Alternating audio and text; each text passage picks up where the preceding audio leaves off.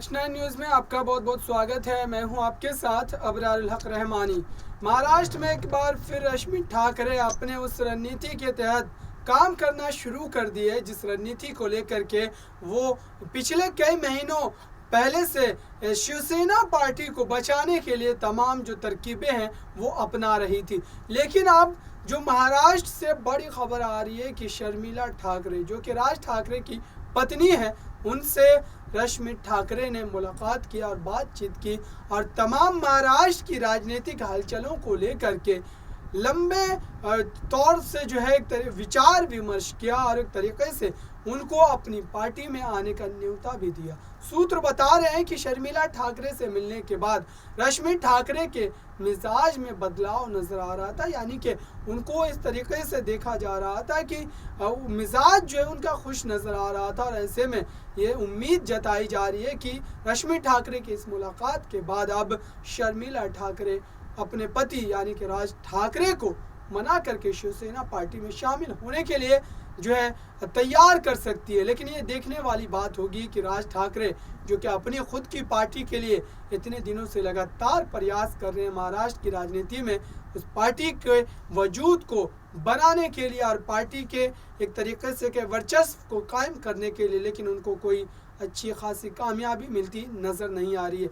ऐसे में रश्मि ठाकरे का शर्मिला ठाकरे से मुलाकात करना इस बात की ओर इशारा है कि कहीं ठाकरे परिवार एक तो नहीं हो रहा है, और अगर ऐसा होता है तो फिर भारतीय जनता पार्टी महाराष्ट्र की सियासत में खुद को तनहा महसूस करेगी, क्योंकि ठाकरे परिवार का वर्चस्व जो है कई दशकों से महाराष्ट्र की राजनीति में कायम है।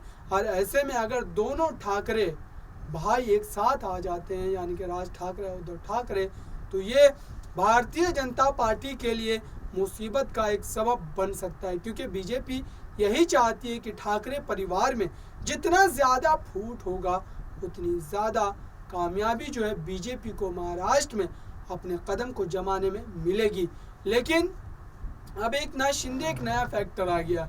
एकनाथ शिंदे को बीजेपी ने ही तैयार किया है उद्धव ठाकरे के उस वोट बैंक को काटने के लिए। लेकिन एकनाथ शिंदे पर ज़्यादा भरोसा इसलिए नहीं जतलाया जा रहा है बीजेपी के द्वारा, क्योंकि एकनाथ शिंदे भी उसी तरीके का खेल बीजेपी के साथ भी दोहरा सकते हैं जिस तरीके का खेल उन्होंने उद्धव ठाकरे के साथ करके आज बीजेपी का दामन थामे बैठा है। अब देखते हैं कि आने वाले दिनों में रश्मि ठाकरे और शर्मिला ठाकरे की इस मुलाकात के बाद ठाकरे परिवार के एक होने के संकेत मिलते हैं, और क्या भारतीय जनता पार्टी को इस गठबंधन से ठाकरे परिवार के बड़ा झटका लगता है। ये तमाम फैसले जब लिए जाएंगे दोनों गुट में से किसी गुट के द्वारा तभी संभव हो पाएगा। फिलहाल इस रिपोर्ट में इतना ही। देखते रहिए ताज़ा तरीन खबरों के लिए नेक्स्ट 9 न्यूज़ को। धन्यवाद।